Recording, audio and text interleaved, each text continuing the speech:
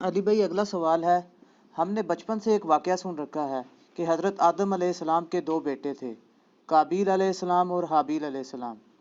ان دونوں بیٹوں کا کسی بات پر اختلاف ہوا تو قابیل نے حابیل کا قتل کر دیا اور وہ انسانیت کی تاریخ میں پہلا قتل تھا۔ مہربانی فرما کر اس قتل کی وجوہات اور تفصیلات بیان فرما دیں، شکریہ۔ دیکھیں جی، یہ لوگوں کے لیے بڑا انٹرسٹنگ واقعہ ہے، اور یہ وہ واقعہ ہے جو کہ کامن ہے بنی اسرائیل اور مسلمانوں کے درمیان۔ قابیل اور حابیل کا واقعہ۔ قابیل اور حابیل کا نام تو قرآن و سنت میں نہیں ملتا، ہمارے پرانے مفسرین نے استعمال کیا ہے۔ قرآن میں تو آیا کہ آدم کے دو بیٹے، اسی طریقے سے احادیث میں بھی بخاری مسلم میں ہی آیا کہ آدم کے دو بیٹے۔ البتہ اگر آپ موجودہ جو دور میں کتاب مقدس اٹھائیں، جس کے اندر تورات بھی ہے، انجیل بھی ہے، نیو ٹیسٹمنٹ بھی، اولڈ ٹیسٹمنٹ بھی، اور کئی انبیاء کے صاحب بھی ظاہر ٹیمپرڈ فارم کے اندر، تو اس میں جو پہلا چیپٹر ہے نا آپ کو اولڈ ٹیسٹمنٹ میں، جس کو یہود و نصارہ دونوں مانتے ہیں، پیدائش کا چیپٹر، تو اس میں آپ کو شروع میں یہ قابیل اور حابیل کا واقعہ مل جائے گا کہ حضرت آدم علیہ السلام کے دو بیٹے تھے، اور اس طریقے سے ایک بیٹے نے دوسرے کا قتل کر دیا۔ باقی جو اس کی ریزن بیان کی جاتی ہے وہ قتل کیوں ہوا، وہ ریزن تورات میں بھی اس طریقے سے نہیں ملتی جو پبلک کے اندر مشہور ہے۔ جو پبلک میں مشہور ہے اسرائیلی روایتوں کی وجہ سے، وہ میں آپ کو بتا دیتا ہوں۔ نہ وہ مسلمانوں کے ہاں کوئی روایت ملتی ہے، نہ تورات کے اندر ہے۔ ہو سکتا ہے اسرائیلی روایتیں ہوں، تورات میں بھی اس طریقے سے واقعہ نہیں آیا، جنرل واقعہ آیا ہے جو قرآن میں آیا ہے، اسی طریقے سے جنرل واقعہ۔ تورات میں ذرا زیادہ ڈیٹیل آئی ہے۔ مشہور یہی کیا ہوا انہوں نے کہ جی وہ حضرت آدم علیہ السلام کا ایک گھر، ان کے گھر جوڑا صبح کے وقت پیدا ہوتا تھا، لڑکی اور لڑکا، اور ایک شام کے وقت۔ تو جو صبح والا لڑکا ہوتا تھا اس کا نکاح شام والی لڑکی کے ساتھ کروایا جاتا تھا، اور شام والا جو لڑکا ہے اس کا نکاح صبح والی لڑکی کے ساتھ کروایا جاتا تھا، شروع میں جب انسانی نسل کو اللہ نے چلانا تھا۔ بعد میں تو محرم رشتے آ گئے۔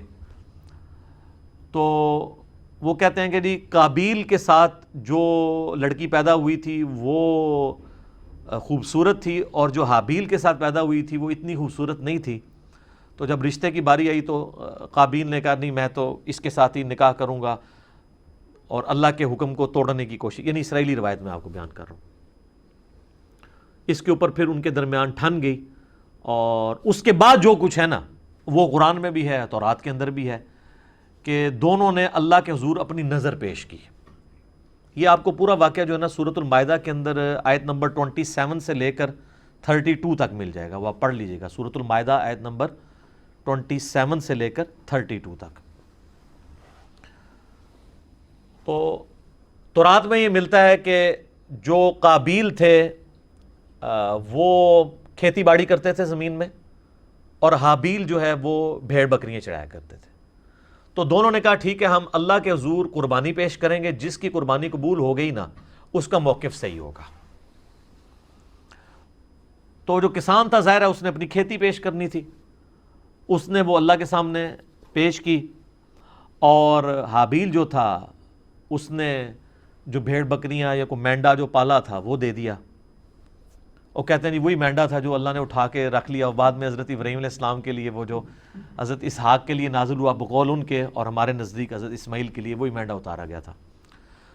تو سورہ آل عمران میں بھی آتا ہے کہ اگلے زمانوں میں بنی اسرائیل میں یہی ہوتا تھا کہ اللہ تعالیٰ قربانی اس طرح قبول کرتا تھا کہ آسمان سے ایک بجلی گرتی تھی، آگ کھا جاتی تھی۔ جس کو آگ کھا جائے یہ قبولیت کی دلیل، یہ سورہ آل عمران میں ملتا ہے۔ ایون مال غنیمت وہ جنگوں میں جو لوٹتے تھے نا وہ لا کے رکھتے تھے، آگ آگے ختم کر دیتی تھی۔ اس لیے بخاری مسلم میں آیا نا کہ اللہ نے میرے لیے جو ہے وہ مال غنیمت حلال کر دیا جو اگلوں کے لیے نہیں تھا۔ اس امت میں آپ خود بھی یوز کر سکتے ہیں وہ مال غنیمت۔ تو وہ آسمان سے آگ آئی تو اس مینڈے کو اٹھا کے لے گئی، اور کھیتی کو کچھ نہیں کیا۔ تو یہ اس بات کا ثبوت تھا کہ قابیل کی قربانی قبول نہیں ہوئی کھیتی والے کی، اور حابیل کی قبول ہو گئی ہے۔ تو اب تو اتنی بڑی دلیل دیکھنے کے بعد، لیکن آپ کو پتہ ہے دل بے ایمان تے حجتاں ٹیر، جب دل میں بے ایمانی ہو تو پھر کئی ایک حجتیں۔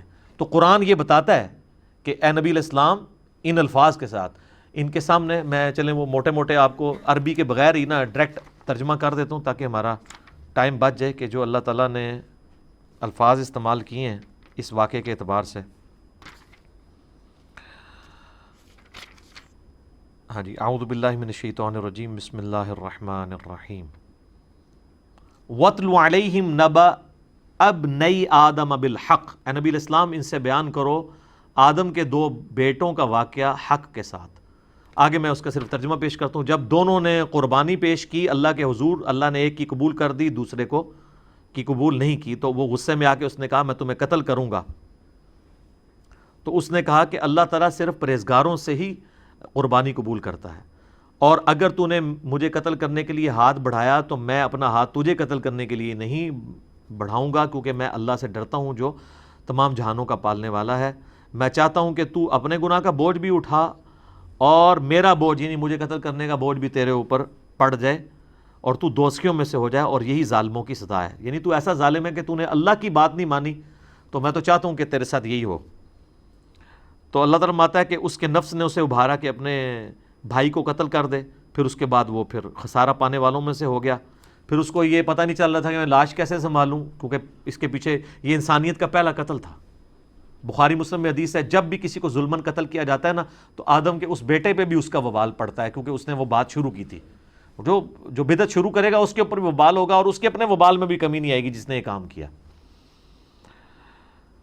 تو اللہ تعالیٰ نے ایک کوے کو بھیجا، اس نے زمین کو ریدی تو اسے پتہ چل گیا، اور وہ یعنی اسرائیلی روایتوں میں ملتا ہے کہ کوئی کوا تھا وہ مرا پڑا تھا، تو دوسرے کوے نے اس کے لیے زمین کھودی اور اس کو اس میں پھینک دیا، تو اس سے ان کو آئیڈیا آیا کہ میں اپنے بھائی کی لاش کو دفنا دوں۔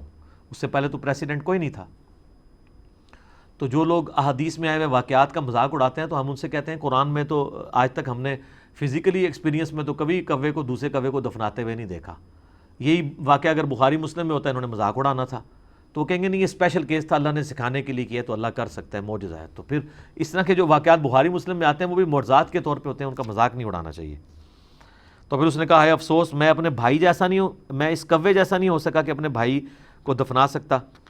پھر وہ نادم ہو گیا، اور پھر اللہ تعالیٰ فرماتا ہے من اجل ذالک، اسی ایک واقعے کی وجہ سے کتبنا علی بنی اسرائیل، ہم نے یہ بات طے کر دی تھی بنی اسرائیل کے لیے، انہ من قتل نفسا بغیر نفس او فساد فی الارض فکأنما قتل الناس جمیعا، اگر کسی جان نے دوسری جان کو قتل کیا بغیر اس کے کہ وہ جان کے بدلے جان ہو، وہ بھی جوڈیشری کے تھرو ہوگا، قتل کے بدلے قتل خود نہیں کرنا ہوگا، یا فساد فی الارض کی وجہ سے، تو گویا ایسا ہے جیسے اس نے پوری انسانیت کا قتل کر دیا۔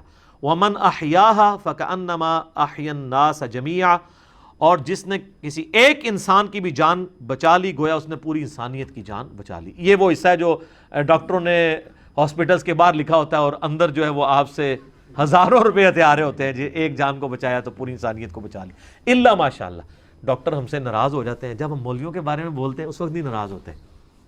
تو جب ہم تغلیب کے قاعدے میں بات کر رہے ہوتے ہیں کہ اکثر ڈاکٹرز ایسے ہی ہیں، پرہیزگار لوگ بھی موجود ہیں، تو وہ تغلیب کے قاعدے کو لیا کریں۔ جب ہم علماء پہ بات کرتے ہیں تو وہ بھی کیٹاگوریکلی جب کرتے ہیں، اس پہ آپ خوش ہوتے ہیں، تو وہ بھی ہم سارے علماء کو نہیں کہہ رہے ہوتے، اکثریت کی بات کر رہے ہوتے ہیں۔ تو یہ وہ اللہ تعالیٰ نے فرمایا کہ یہ آدم کے بچے کا جو قتل تھا، اس کے بعد ہم نے یہ طے کر دیا کہ ایک انسان کا قتل بھی پوری انسانیت کا قتل ہے، ایک انسان کو بچانا پوری انسانیت کو بچانا ہے۔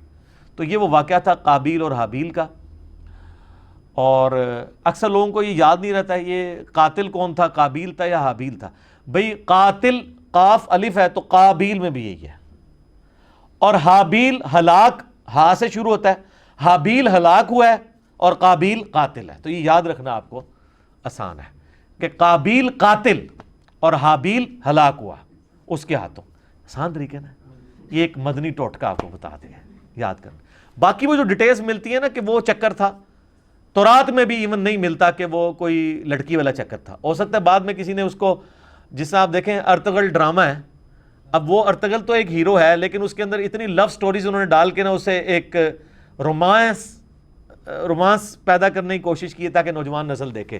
تو یہ میرے خیال کسی نے قابیل حابیل میں بھی نا رومانس پیدا کرنے کی کوشش کی ہے۔ اس کے پیچھے ہمارے پاس دلیل کوئی نہیں ہے کہ واقعی اس وجہ سے ہوا ہے یا کوئی اور ریزن تھی، کسی اور وجہ سے تھا، یا ان کی ویسے آپس میں ٹھن گئی کہ ہم قربانی پیش کرتے ہیں، دیکھتے ہیں اللہ کے حضور کون پرہیزگار ہے۔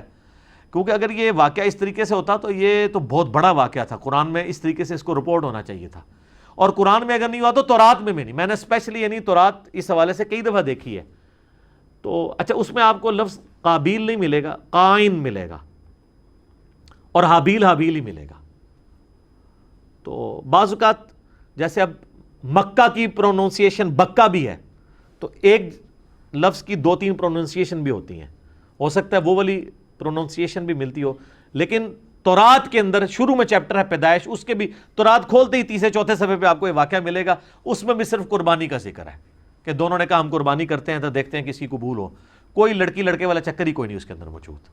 تو یہ کسی نے بنی اسرائیل میں عادت تھی نا یہ رنگ بھرنے والی, تو انہوں نے رنگ بھر دیا ہوگا اور وہ اسی طریقے سے پبلک میں یہ نہیں جاری ہے. پھر لیکن لوگ پوچھتے ہیں کہ اگر ایسا نہیں ہوا تو پھر یہ نسل انسانی شروع میں چلی کیسے ہے؟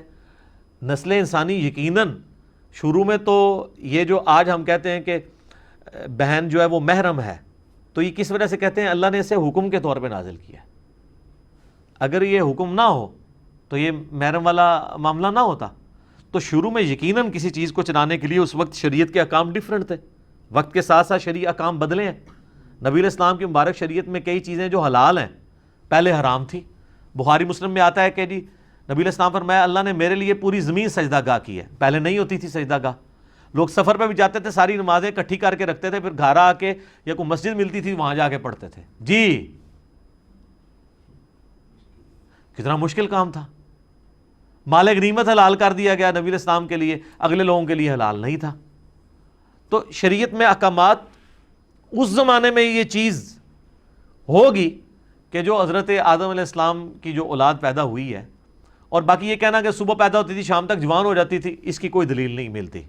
اپنے ٹائم پہ جوان ہوتی ہوگی, حضرت آدم علیہ السلام کی بھی اتنی عمر تھی, تو وہ آپ تھوڑا ان کو جوان ہونے تھے 15-20, یہ کون سا پاکستان انڈیا والا جوان ہونا ہے کہ 35 سال میں شادی ہو رہی ہے. 12-15 سال میں شادی ہو جاتی تھی. تو 12-15 سال کے اندر وہ اس طریقے سے شروع میں اللہ تعالیٰ نے اس سلسلے کو اس طریقے سے چلایا ہوگا. خود یعنی قرآن پاک میں اللہ تعالیٰ ماتا ہے کہ ہم نے سورہ نساء کے اندر کہ ہم نے ایک جان سے سب کو پیدا کیا, اس سے اس کا جوڑا بنایا. اور بخاری مسلم میں آتا ہے کہ اما حوا جو ہے وہ سیدنا آدم علیہ السلام کی پسلی سے پیدا ہوئی. قرآن میں بھی اشارتاً موجود ہے. اور یہ سیم چیز جو ہے تورات میں بھی آپ کو پیدائش چیپٹر میں ملے گی کہ حضرت آدم سے حوا نکلی ہیں. تو یہ بھی تو ہوا ہے نا, ان میں سے نکلی ہیں تو وہ بیوی بھی بن گئی. تو ایک اسپیشل کیس تھا. یہ اکثر لوگ پوچھتے ہیں نہیں شروع جو کام کس طرح چلیا سی, وہ پائی کیویں بھی چلیا سی, تسی دیکھو ہن کام کی چلانا ہے, اسے چل گیا. تو ظاہر ہے شروع میں اسی طریقے سے اور تو کوئی آپشن نظر نہیں آتا کہ چلا ہوگا. تو باقی وہ یہ کہ صبح ہوتی تھی شام کو تک جوان ہو جاتی تھی, پھر کراس کروایا جاتا تھا, اس کی کوئی دلیل نہیں ملتی. ہاں اسرائیلی روایتیں یہ کہتی ہیں, اور ایون ابن کثیر نے بھی, ابن جریر طبری نے بھی, ہمارے اہل سنت کے جو بڑے ائمہ ہیں انہوں نے بھی یہ نقل کیا کہ, لیکن ساتھ انہوں نے بھی کہا کہ یہ ہماری اسیسمنٹ ہے, ہم اس کو وثوق سے نہیں کہہ سکتے کیونکہ نبی علیہ السلام نے اس کی ڈیٹیلز بیان نہیں کی ہے یہ کیسے ہوا ہوگا. بہر الٹیمیٹلی یہ ایک بندے نے دوسرے کا قتل کر دیا, اس کے اگینسٹ اللہ نے یہ قانون نازل کر دیا کہ ایک انسان کا قتل پوری انسانیت کا قتل ہے. ایک مسلمان نہیں, انسان. اور ایک انسان کی جان بچانا پوری انسانیت کی جان بچانا ہے. اصل میں یہ ہے میسج. آدم کے 2 بچوں کے قتل میں جو میسج ہے وہ یہ ہے کہ قتل نہ حق اللہ کو ناپسند ہے. بخاری اور مسلم دونوں میں حدیث ہے قیامت والے دن سب سے پہلے قتل کے مقدمے کا فیصلہ ہوگا. ابو داؤد ترمذی میں حدیث ہے نبی علیہ السلام نے فرمایا قیامت والے دن مقتول اپنے قاتل کو پیشانی کے بالوں سے گھسیٹتا ہوا اس حال میں کہ اس کی رگوں سے خون بہہ رہا ہوگا, اللہ کے عرش کے پاس پہنچ جائے گا اور کہے گا اللہ مجھے انصاف دلا, اس نے مجھے دنیا میں قتل کیوں کیا تھا. اور سن نسائی میں آگے اس صحابی کے الفاظ ہیں, اے حکمرانوں قتل پہ معاونت نہ کرو کسی کی, قتل نہ حق اتنی بڑی چیز ہے. اور قتل حق بھی جوڈیشری نے کرنا ہے, یہ نہیں ہے کہ میرے باپ کا قاتل میرے سامنے آیا تو میں گولی مار دوں, نہیں. جوڈیشری میں پروف ہوگا, تو نہیں ہوگا تو آخرت میں بدلہ ملے گا. آخرت کا تو بدلہ بہت بڑا ہے, وہ تو آپ سوچ بھی نہیں سکتے. سورہ نساء میں اگر کسی مومن کو کسی نے جان بوجھ کے قتل کیا تو اس کی سزا ہمیشہ کی جہنم ہے جناب, ہمیشہ کی جہنم. ابو داؤد میں حدیث ہے کہ اللہ تعالیٰ یا تو شرک معاف نہیں کرے گا یا کسی مؤمن کا قتل نہ حق معاف نہیں کرے گا. صحیح بخاری میں حدیث ہے کہ جنت کی خوشبو 40 سال سے سونگی جا سکتی ہے, لیکن جس نے کسی ذمی کافر کو بھی قتل کیا جو مسلمان حکومت میں ٹیکس دے کر رہ رہا تھا, ہے کافر تھا, اس کو ناحق قتل کر دیا تو وہ مسلمان بھی جنت کی خوشبو نہیں پائے گا حالانکہ 40 سال سے آ رہی ہوگی. جی اسی لیے قتل کے مقدمے کی پیروی کا بھی کہا گیا ہے. سورہ البقرہ میں وَلَكُمْ فِي الْقِصَاصِ حَيَاتٌ يَا أُولِي الْأَلْبَابِ، اے عقل مندو انسانیت کی زندگی چھپی ہے قصاص لینے میں. باقی جگہ کہا گیا معاف کر دو، قتل کے لیے کہا گیا معاف نہیں کرنا، دیت نہیں لینی، بلڈ منی نہیں لینی. آپشن ضرور ہے لیکن پریفریبل یہ ہے کہ قتل کے بدلے قتل ہو، کیونکہ انسانیت دو چیزوں پہ کھڑی ہے، احترام جان اور احترام مال. اگر یہ نہیں ہوں گے فارغ. جو مولا علی کا قول ہے کہ کوئی بھی معاشرہ بغیر دین کے تو قائم رہ سکتا ہے، بغیر انصاف کے نہیں رہ سکتا. اور انصاف کس لیے آپ کر رہے ہوتے ہیں؟ احترام جان اور احترام مال کے لیے. اور اسے کون سی چیز انشور کرتی ہے؟ جوڈیشری. جامعہ ترمذی میں موقوفاً روایت موجود ہے کہ اے کعبہ تیری خوشبو بڑی اچھی ہے، لیکن اللہ کے حضور ایک مؤمن کی حرمت کعبے سے بھی بڑھ کے ہے. جامعہ ترمذی میں حدیث ہے کوئی شخص پوری دنیا کو تباہ و برباد کر دے، اللہ کے نزدیک یہ چھوٹا گناہ ہے اور ایک مؤمن کا قتل اس سے بڑا گناہ ہے. جناب یہ بہت بہت سینسٹیو ایشو ہے. اس لیے تو میں ایکسٹرا جوڈیشل کلنگ کے خلاف بھی بولتا ہوں. آپ نہ حب الوطنی کے نام پر نہ توہین مذہب کے نام کے اوپر قانون کو ہاتھ میں لے کے کسی کو قتل نہیں کر سکتے. ناحق بندہ قتل ہو گیا تو آپ مارے گئے، یہ نہیں ہوگا کہ آپ کی اجتہادی غلطی شمار ہوگی. آپ ہر چیز کو جوڈیشری میں لے کر آئیں گے، اور جوڈیشری میں پروف نہیں ہوتا اور وہ واقعی قاتل تھا، اللہ جانے اس کا معاملہ جانے. آپ نہیں کر سکتے، ورنہ بے گناہ لوگوں کو بھی سزا ملنا شروع ہو جائے گی. لوگ اپنی ذاتی دشمنیاں نبھانے کے لیے بھی ماورائے عدالت قتل، ایکسٹرا جوڈیشل کلنگ کرنی شروع کر دیں گے. تو یہ بہت سینسٹیو ایشو ہے قتل والا. تو یہ حضرت آدم علیہ السلام کے دو بیٹوں کے قتل والا جو واقعہ تھا، اس سے لیسن یہ ملتا ہے. میں اپنی گفتگو کو اس حوالے سے کنکلوڈ کروں گا اسی حدیث پہ جو بخاری اور مسلم دونوں میں ہے کہ نبی علیہ السلام نے فرمایا دنیا میں جب بھی کسی انسان کو ظلماً قتل کیا جاتا ہے تو اس کا گناہ کا بوجھ آدم کے اس بیٹے کے اوپر بھی پڑتا ہے جس نے سب سے پہلے انسانیت میں قتل کیا تھا. اور اس پہ تو پڑتا ہی ہے. اور اس کو سپورٹو وہ بھی حدیث ہے صحیح مسلم کی کہ جس نے اسلام میں اچھا طریقہ جاری کیا، جتنے لوگ عمل کریں گے اس کا ثواب اسے ملے گا اور ان کے اپنے ثواب میں بھی کمی نہیں آئے گی. اور جس نے اسلام میں برا طریقہ جاری کیا، جتنے لوگ اس کے اوپر عمل کریں گے اس کا وبال بھی اس پہ ہوگا اور وہ عمل کرنے والوں کے وبال میں بھی کمی نہیں ہوگی. یہ اسلام میں اچھی بدعت اور بری بدعت نہیں ہے، طریقہ. جیسے یہ ہم ویڈیو بنا رہے ہیں، یہ طریقہ ہے. احادیث ریٹن فارم میں ائمہ لے کر آئے، یہ طریقہ ہے. الیکٹرانک کاؤنٹر، یہ طریقہ ہے. جہاز پہ اونٹ کی بجائے جہاز کے اوپر سفر کرنا حج کے لیے اونٹ کی بجائے، یہ طریقہ ہے. یہ سب طریقے ہیں، اس سے اصل دین نہیں بدلا. یہ نہیں ہوتا کہ جناب نیچے اس پنکھے کے اور اوپر اس قالین کے، منہ طرف اے سی شریف اور خانہ کعبہ شریف، اللہ اکبر. نہیں، یہ ساری چیزیں طریقے ہیں. دین وہی ہے، نمازیں وہی ہیں، طریقہ کار وہی ہے.